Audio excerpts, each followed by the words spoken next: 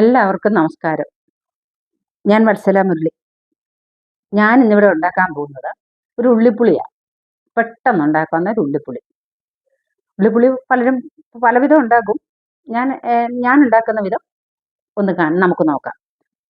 ചുമന്നുള്ളി മാത്രമാണ് ഞാൻ എടുത്തിരിക്കുന്നത്. സവാള ജാഥ പറഞ്ഞാൽ ചിലർ സവാളയും കൂടി എടുക്കും. ഇത് ഞാൻ ചുമന്നുള്ളി മാത്രമാണ്. ഇതേണ്ട ഒരു 300 ഗ്രാം ചുമന്നുള്ളി തൊലി കളഞ്ഞ് കഴുകി നീളത്തിൽ അരിഞ്ഞ് വെച്ചേക്കുന്നു.